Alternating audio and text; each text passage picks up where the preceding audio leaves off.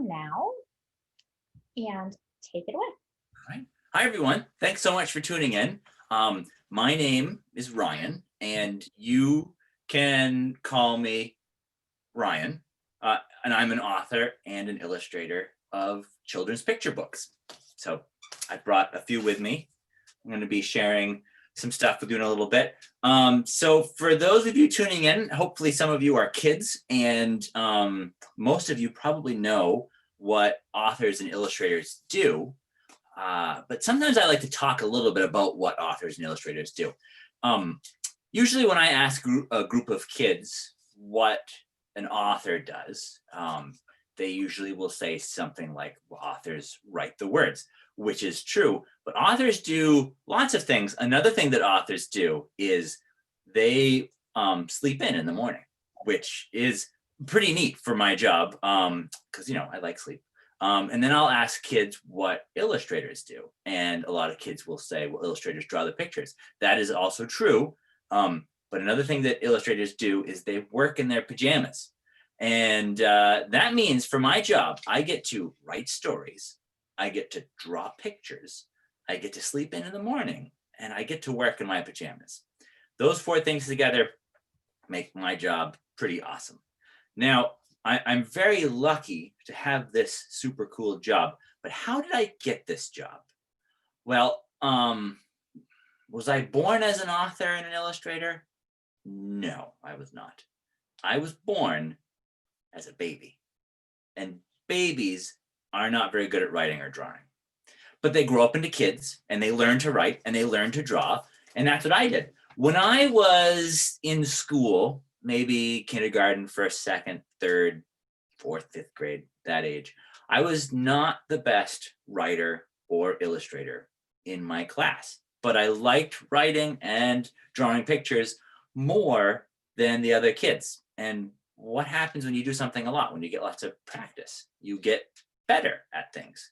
And so that's what happened with me. I am not an extra special person. I'm a regular person with a really cool job just because I worked really hard at it and I have lots of practice. So any of you kids out there that want to grow up to make books like I do, my advice to you is just practice, practice, practice. That means working hard in school. That means reading tons of books because reading makes you smarter. It means writing lots of stories, and it means drawing lots of pictures. So those four things are the big important things to work on if you want to have a job making books like I do. So let's see, what's my plan for you today? Oh, okay, I'm gonna read, and then after that, I'm going to draw on this big piece of paper back here. And then after that, I will answer your questions. So at any point, you can type questions in. I'm not really going to see the questions until the end. So have some, please be patient, bear with me, and we'll get to those at the end of the presentation. Okay, so let's start off with, I'm going to read this book here. It is my first Bruce book. I figured that's it's a good way to start a program. So this is Mother Bruce, written and illustrated by me.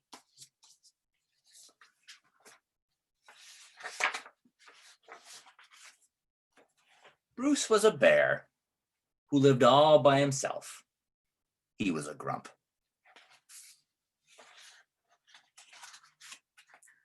He did not like rain.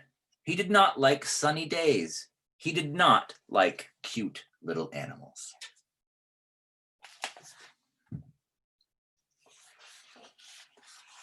Bruce only liked one thing: eggs. He collected them from all over the forest. Good morning, Mrs. Sparrow. But Bruce didn't eat eggs raw like other bears. Instead, he cooked them into fancy recipes that he found on the internet.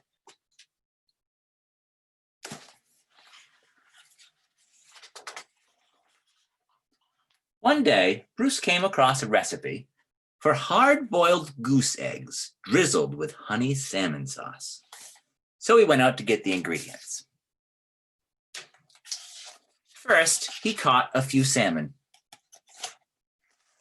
Then he collected honey from a local beehive. He liked to support local businesses, you see.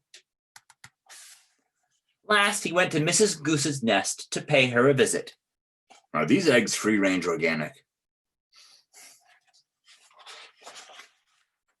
At home, Bruce prepared the eggs for hard boiling. But the fire in his stove fizzled, so he went out to get more wood. When Bruce came back, he was met with an unwelcome surprise.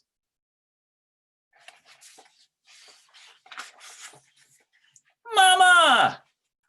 Bruce became the victim of mistaken identity.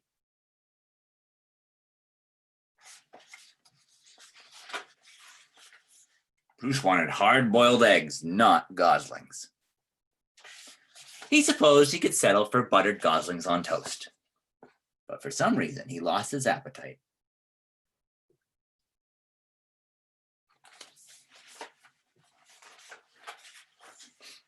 Bruce scooped up the little geese and stomped back to their nest. I will have to ask Mrs. Goose about her return policy. Only to find Mrs. Goose had flown south early. Be back in April. Signed, Mother Goose. Bruce left the goslings there anyway and went back home.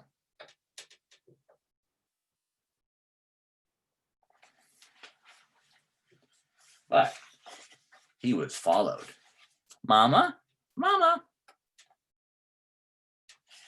Bruce was very stern and said things like, go away, and I am not your mother, and also, I liked you better when you were eggs.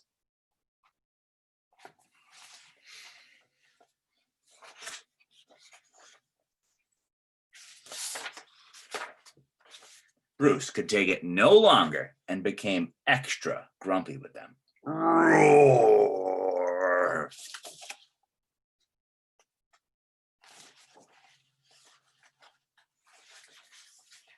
It didn't work. Goslings always follow their mother, even if she is a he and he is a bear. Mama? Mama?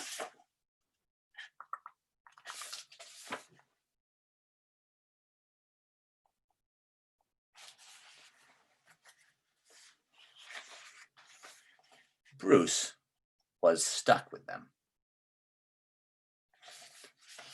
He tried to make the best of it.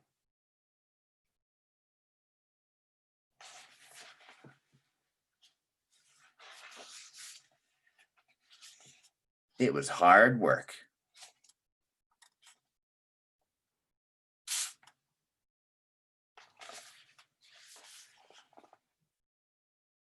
Here he is trying to feed them breakfast, and they're going, "Blah, ew, yuck."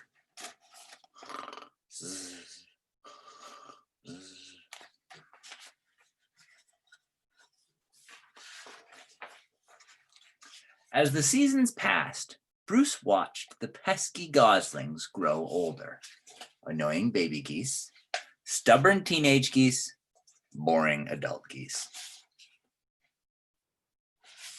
Then one fall afternoon, he saw other goose families flying south. Finally, he'd be rid of those geese and he could take a long winter nap.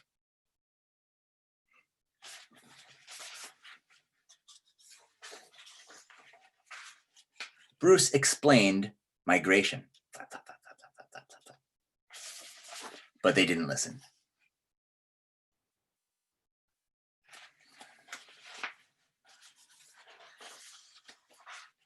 Bruce needed the geese to leave, so he got creative.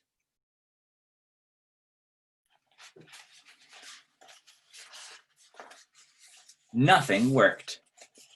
The geese would not leave Bruce. Sigh.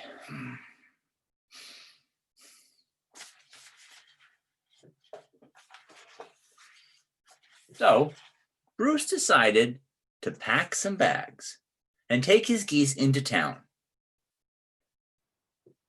They boarded a bus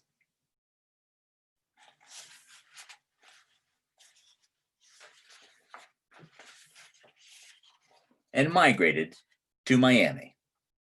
Now every winter, Bruce and his geese head south together. They laze about the beach in tacky shirts, sipping ice cold lemonade, while Bruce dreams of new recipes. Recipes that don't hatch.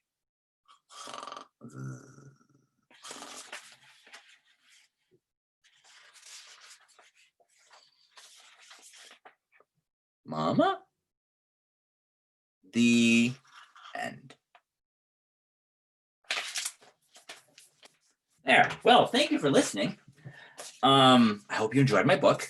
I am going to show you a couple things real quick before I make a drawing for you.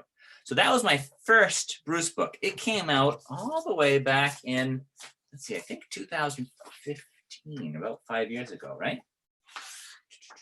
Yeah, 2015. See, right there, it says 2015 and all those words.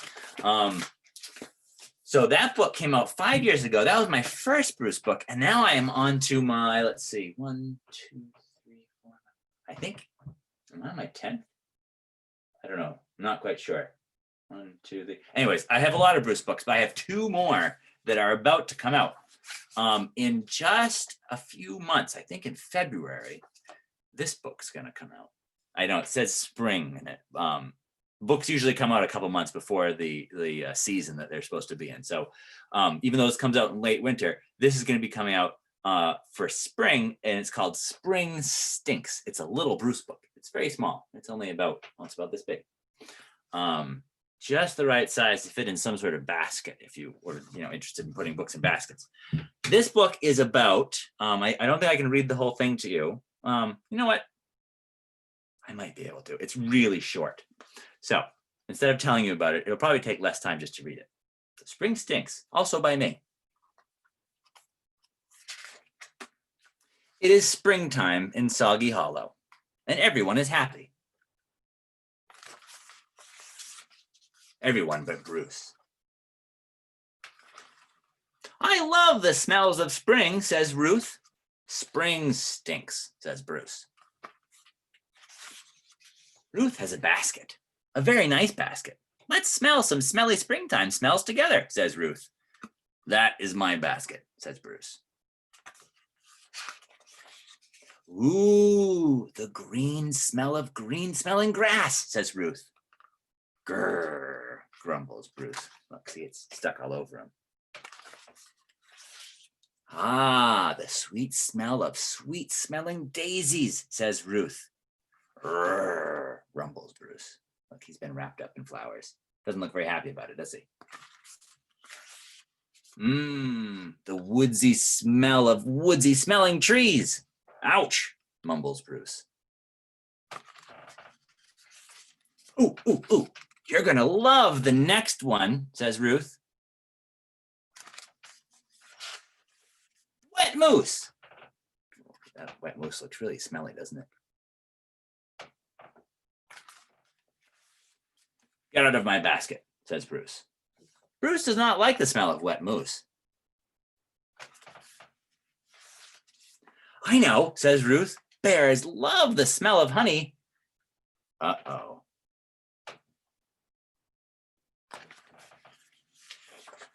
This smells like trouble.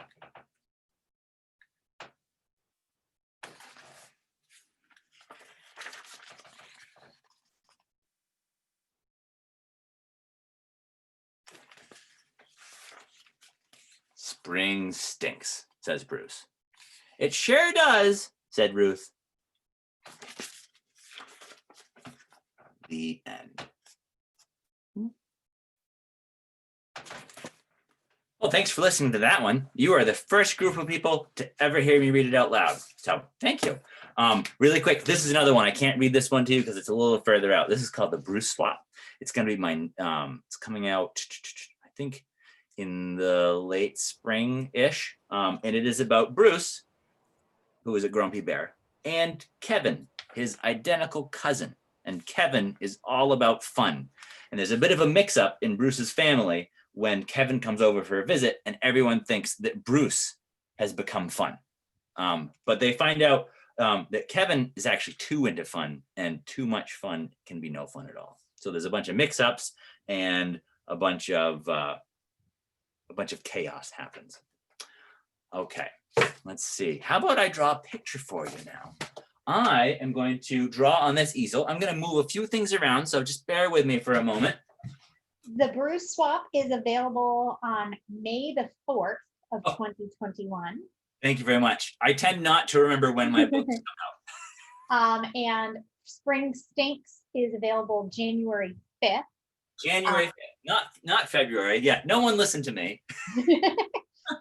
The library has both of those books on order. So if you are a Plainfield Public Library card holder, you can go to our catalog and put those items on hold now and be first or second on the list for when they arrive in our building in January or May. Well, thank you. And now I Okay. will go in. Oh, yeah. Well, hello, it was great to see you. Okay, so I am going to draw Bruce for you. Let's see if I can make this. There we go. All right, so let's draw. Actually, bear with me just a second. I am going to lower this just a smidge to make it a little bit easier for me to draw on. Tighten that back up. Right there. There we go. We'll lower this one. There. Okay. So Bruce is going to start off as a hairy circle. Let's go right here.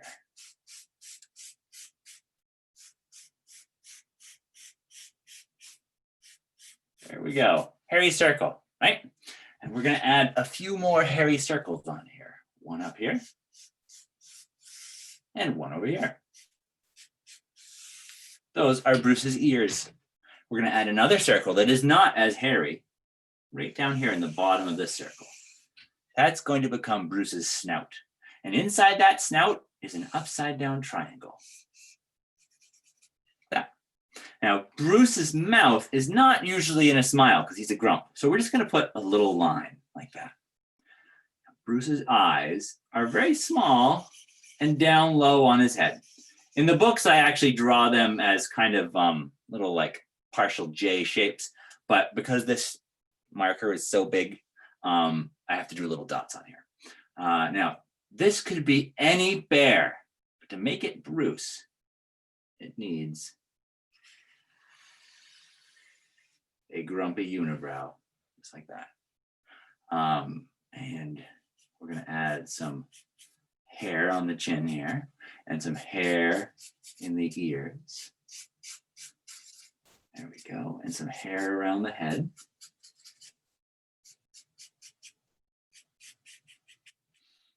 That. Now, I'm going to make this, I think you call it a bust, where it's just the head and shoulders. So we're going to kind of have him coming off the page a little bit here. Bruce's body is egg-shaped. So we're going to just kind of make his rounded, hunched shoulders here. And his arms come down here, and they kind of are going to fade off the page. And he's got some rolls because he's a bear, and bears have lots of extra insulation on them. So we're going to give him he's got a little roll that goes under his neck above his chest, and he's got a little roll on his chest here, and then his arms come down to the side right there. And he's got lots of hair. So we're going to add lots of hair in here. When I'm drawing Bruce in a book, I usually will draw just the ink outline of him, like the basic drawing part. Takes me maybe half an hour or so, but it takes me another hour or 2 or sometimes 3 hours just to draw all the hair on him. Because I'm very careful about which way the hair is going. So he's like on his face, his hair goes in a very particular way. So like around the outside near the bottom, it goes this way, and the top, it goes this way. He's got a cowlick on the back of his head, but we're not going to draw that in here because we don't see the back of his head right now. There we go. Let's see, how's that looking? That looks okay. That looks like Bruce. I'll add a few more hairs around his shoulders here. And then the very last thing I'll do is I will autograph it. I'm going to put that right over here. I got plenty of room right there. R squiggle H squiggle line dot GG squiggle dot. That's how you write my name. And it is 2020. So I'm going to do dot 20. So you know what year it's made. See? There you go. That is how I draw Bruce the bear. Okay, well, thank you so much for being so patient and tuning in. I can start answering questions now. If anyone has a question, I see some. I think some came in. Yeah, I don't see them, but I see that there are some questions. So we do have some questions. So before the program, we had a couple submitted. So we'll start with those. Okay. What do you do to break writer's block? And that question is from Jeffrey. Yes, nothing. So that's a very short answer. But the real, I mean, what I really do is when I'm having a hard time coming up with an answer, I mean, with a solution to force it. I do most of my good writing subconsciously when I'm not thinking about it. So if I'm trying to write something and it's not coming to me, I get up and I go do something else. Usually that's like walking my dogs or playing with my kids or just doodling in my sketchbook, going for a bike ride, something that is not sitting and staring at my computer screen trying to write. And I find that when I free up my brain from trying really hard to figure something out, next time I sit back down, my brain will have figured it out without me thinking about it, if that makes sense. And then David asked, will we ever meet Bruce's parents? Are they even grumpier than him? And how will they feel about the geese or the mice? And how will Bruce handle that? You know, I don't know if we'll ever meet Bruce's parents. The only family member from Bruce's past that has shown up in the Bruce books yet is Kevin, who I talked about, his cousin. But that does open up the door that Bruce has a family. Actually, so there is several pages where we see more cousins and stuff, or more there. I don't know. I don't actually say if these are Bruce's cousins or not, but these are other bears that look like Bruce that show up to enjoy Kevin having fun. So yeah, I don't know. I have thought some about having Bruce have a very small, either younger sister or a cousin, but like a tiny bear that's like way grumpier than Bruce, like super grumpy. But I haven't developed that idea that much. But I don't know. I don't know about his parents. I feel like I could have like kind of light grayish, bluish bears with glasses that could show up as like little grandparent type bears. I think they would be very accepting of Bruce's geese family. I think they would not be grumpy. I think maybe they would probably be almost over the top, not grumpy, which may have Bruce had to balance it out in some way. I don't know. I'm just spitballing. So Nadia would like to know, how long did it take for you to write and publish your first book? Okay, so I have a couple answers to that question. The first couple books that I ever made as an adult, I self-published right straight out of college. Like the year after college, I wrote and illustrated a couple books and I published them on my own, which meant I didn't use a particular service. I actually researched and found a book printer and had books printed, and then I drove around the country selling books out of the trunk of my car, and people liked them, and so I wound up selling a lot that way, but I was selling books more than I was making them. So I became like a book salesperson, which was fun, sort of, but my real passion is in making books. So after a few years of self-publishing, I found a literary agent who enjoyed the books that I self-published and really liked the story that I sketched out and gave to him. It was called Mother Bruce. And so he liked the stuff that I had and the book I was working on. And so he signed me up to be one of his clients. And then he got me a 3-book deal with Disney Hyperion. So that whole process took, I mean, a couple of years to go from to like start into my way of writing and illustrating books. Took me a way to kind of find my way to traditional publishing. Once I signed a contract with Disney Hyperion to make Mother Bruce, I finished writing it and illustrating it in about, I think, 3 months is about how long it took me, which was a very short amount of time for making a book. And I worked around the clock for 3 months, and then I finished the book. And then they liked it, and they asked if I'd make another one in the same amount of time. And so I did that. But since then, I've become better at making them kind of fast. Not better. I can do them pretty quickly, so I do them in like 2 months now. But yeah, the process took a few years. Then I started making the book. It took me a couple months to make the book. And then after I wrote and illustrated it, it took another year for it to come out. That was a very roundabout answer. I'm sorry if I lost track of the question. That was great. What is your favorite word? My favorite word? Ooh. Oh, let me think about that. My favorite word, it depends on what I'm reading. I've been reading lately. I've been reading James Herriot, who was a vet in England in the 1940s and 50s. So, but lately I've been using the word capital a lot, because in rural England in the 1940s, when someone was excited about something, they'd say, that's just capital. And I've been saying that around the house a lot. So if I'm excited about something, I said, oh, it's capital. Where do you get the best ideas for your books? And are you Bruce? Oh, so I'm going to answer the first question. No, yeah, the first question last and the last question first. I am not Bruce, really. I have like a little interior Bruce in my brain, but that's not what shows on the outside. I am a people pleaser. I want everyone to be happy. I generally say what I think people want to hear. And I think I would probably do better in life if I had a little more Bruce in me. And that so, a lot of times when you try to make everybody happy, you wind up making very few people actually fully happy. So I sometimes feel like maybe I should be a little more Bruce-like, and Bruce is a great outlet for me, if that makes sense. So like, I'm always trying to make people happy. Bruce doesn't want to make people happy. And so he's sort of, if I want to kind of have like a grumpy outlet, I write my Bruce books. So that's the answer to that. No, I'm not really Bruce, but he's sort of therapy for me. And then where do I get my ideas? I have two answers to that. My first one is the silly answer, which isn't real.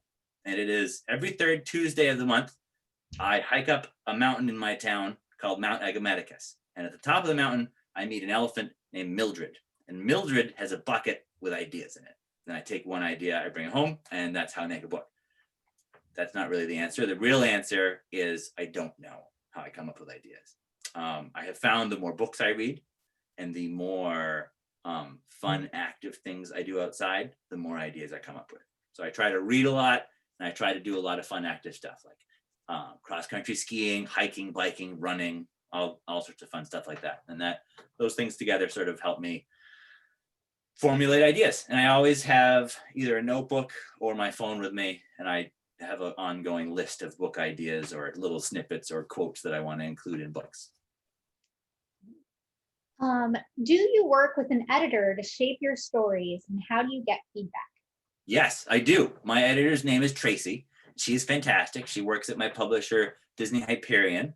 And feedback with her, it's different, like different authors and illustrators and publishers have different sorts of relationships. A lot of folks will talk over emails or letters or phone calls. I have a weekly Skype meeting with Tracy. So every Thursday we talk for like an hour or 2 hours or so, face to face on a computer screen like we're doing now. And we'll just usually be talking about ideas or going over whatever draft I'm working on. It's a fun way to just sort of spitball and feel like we have a more organic story making relationship. What is the hardest thing to draw in your books? Oh, well, I can tell you the hardest thing to draw. I have never put them in a book because they're impossible. Horses. I cannot draw a horse. The shape of their head just confounds me. So you'll never, I have a pony that I've drawn in the Penelope books. There's a pony, and that was very difficult. I had to make it look like a stuffed animal pony. Speaking of Penelope, one of our questions is, I actually really like We Don't Eat Our Classmates and the Bruce stories. In your childhood drawings, are there early glimpses of your characters? Oh, let's see. I still love dinosaurs. As a kid, I was really into dinosaurs, and I don't have it with me. I probably should grab it from my mom. But the first book I ever made I was in first grade, and it was a book about dinosaurs. There's a drawing of a T-Rex. It doesn't look anything like Penelope, but it's a T-Rex drawing. And so you can kind of look back at that sort of my early drawings, and you might see snippets of my style in there. Would you write a book about baby Bruce? Oh, interesting question. Give me just a second. Over here, I believe I have a drawing of baby Bruce in one of my books. I do apologize. It's rude for me to wheel away from you, but I have a little stack of books back there. So in Hotel Bruce, under the dust jacket is the case wrap. All my case wraps are different than the dust jacket. But in Hotel Bruce, you see Bruce's walls and the pictures on his walls. And one of the pictures is Bruce as a baby. And I do really enjoy how he looks because that's pretty cute, right? Baby bear with a pacifier and a grumpy unibrow.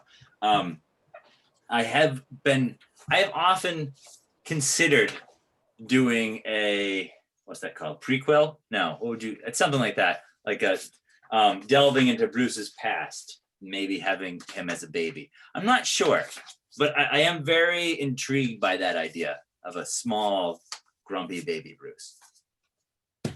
And then this is more of a housekeeping question is, thank you from Elizabeth. Thank you, this is great. Where will the video be posted? And is there also a calendar for others? So this video will be posted on the library's YouTube channel. I will put that in the chat. I also put it in the answer to Elizabeth's question. And the library has a calendar of events on our webpage, which is plainfieldlibrary.info. If you Google us, please make sure you type in New Jersey. Otherwise, you may end up with the lovely calendar of the Plainfield, Illinois library. There is lots of confusion sometimes between those two Plainfields. And so you will be able to see all of our programs there. Ryan, do you have a calendar of programs or events that you're doing that people could look at? I should. We are currently working on my website, and that is one of the things we're going to have on there. It's not up and running yet. I used to run my own website terribly, and about once a month it would be taken down by my server because it got so filled with malware from people hacking into it because I don't know what I'm doing. Short answer to that question is I don't have a calendar of events up right now, but I am going to try to get one up in the next month or two. Yeah. And I'm really bad about events. I often forget what I have coming up until the day of, and then what else? Circling back to something you said, Kittery, the town I live in, is the only Kittery in the world. So there's a Kittery Bay somewhere in England, but so there's no confusions over the Kittery Library. It must be nice for them. Now, granted, I've only worked at 2 libraries, but both of them, we continually had confusion about which of that town name we were in. It'd be even worse if you worked at like a Springfield library, because there's a Springfield in every state, right? Yes. Well, we have a Springfield as well right. in New Jersey. I think the director of Springfield is actually watching us right now. So, hello. And so I have a question, which is sort of our requisite library-based question, which is, do you have a library experience or story that you can tell us about your personal experience with libraries? Yeah, I spent a lot of time in our local library as a kid. It's called the Rice Public Library. There's 2 of them. There's one across the street from the other. The old building, which is the one I grew up with, it's still there, but it's not the children's building anymore. It's just it's the I don't know. It's like It's the nonfiction building, but it's this great big building. Anyone wants to Google it, look it up. The Rice Public Library is this huge building with spires, and it was built in 1830 something. It's this really grand old building. But I used to go there just after school, and I would take out the same comic book like every week. It was called Pogo by Walt Kelly, and there's this comic book that I took out so many times that eventually, when they were going through and sort of I don't know what you call it, but every once in a while they would get rid of some of their books and then replace them with other books, and they gave me the book. So because I guess they were taking it out of circulation, they said, you've checked this out 30 times, Ryan, would you like to just have it? And so that was a nice experience. We call that process weeding. Oh, weeding. Okay, yes, yep. And I was the only person that had taken out over the course of 10 years, so I think they decided that, yeah. We like this so much, we'll let you. Yeah. So we have a question. Do you think you will write a Bruce and Company book based on or reflective of the pandemic? Oh, I don't know. Maybe that's an interesting subject, because on one hand, it would be nice for something like that to come out during the pandemic, to have kids be able to have a character that they know and hopefully like, and see him going through something that they're going through. The interesting thing about making books is when you're done with a book, it takes a whole year for it to come out. So if I was working on a book about the pandemic now, by the time it came out, hopefully the vaccine will have been circulated through the bulk of the country, and it won't, will be a thing of the past. So because of that lag, I tend not to do things that are super, not that the pandemic's topical, but like timely, like something that's happening right now may not be as relevant in a year. And also in a year, people may not want to necessarily be reminded of, 2020. You know what I mean? But I do think that it's good to have books out there that kids can relate to about things that can be stressful to them. So if I were able to, if I had the foresight to see that the pandemic was going to last a year, then maybe at the beginning of the pandemic, I could have jumped on it and tried to have something come out. I do have one of my books, Bruce's Big Storm, is about natural disasters, and those happen a lot. And so like that was, and they're always happening. So I did do something that I thought could be relatable to kids that are, after a hurricane or something, could read Bruce's Big Storm and read about, communities coming together. That was a very rambling answer. It was great. And actually I had a preset question about if the pandemic had changed your work process at all. Oh, a little bit. I'm lucky in that my work schedule didn't have to change much, because I just work from home. So, I mean, the biggest thing is I didn't have book tours. I usually go on about a month of book tours every year, spaced out. I guess the biggest thing that changed was my kids have been home for since the beginning of the pandemic. They've been doing homeschool, so which is, it's great to see them all the time, but they are in my studio a lot, so I'm not getting quite as much work done. And we have one last question from Sue, and I apologize if I am pronouncing her name incorrectly. My daughter loves your books, especially the illustrations. What medium do you use for your drawings and backgrounds? Oh, well, thank you so much. Say hi to your daughter for me. I do most of my artwork on my computer. I use a Wacom Cintiq, which is a big drawing tablet. It just looks like a computer screen. I draw right on it. And I use the program Adobe Photoshop. And I do most of it right on there. Most of my books have textures that are overlaid on the artwork. Those textures are made on clayboard, which is, it's a piece of board coated with white clay and then painted black, kind of like scratch board. So when you scratch at it with something, it takes away the black and reveals the white underneath. And so what I do is I sand those and then speckle paint on them, and it has this neat grainy texture that I'll make that. I scan it and superimpose that on top of my artwork. But everything is done on the computer aside from those textures. Great. And those were, we had perfect timing. Those were all of the questions that we had submitted. So is there anything that you would like to wrap up with today? Yeah, I would just like to tell the kids out there, just read a lot, just read a ton of books. And if you want to be, I mean, I said this already, but if you want to have a, well, any cool job, I mean, if you want to do anything, you can do it if you practice a lot, you know, if you work hard enough at it. But, you know, a job like mine, particularly, any kid out there that wants to be a cartoonist or an author or an illustrator, my best advice to you is draw a lot, write a lot, and share those stories and illustrations with your friends. Because that's what I did when I was a kid. Was I was always making comic books or books and making photocopies of them and passing around the class. Like once a week, I'd come in with like stacks of comics that I made and I'd pass them around and get people's feedback. And that's a great way to grow as an artist. Yeah. Great. Thank you so much for attending, everybody. I hope you enjoyed today's program. I'd like to thank the Union County Board of Chosen Freeholders for the grant funding that allowed us to have Ryan with us today. And have a wonderful remainder of your Saturday. Check out the library's website for future programs and stay safe out there. Thank you. Thanks, everybody. Bye.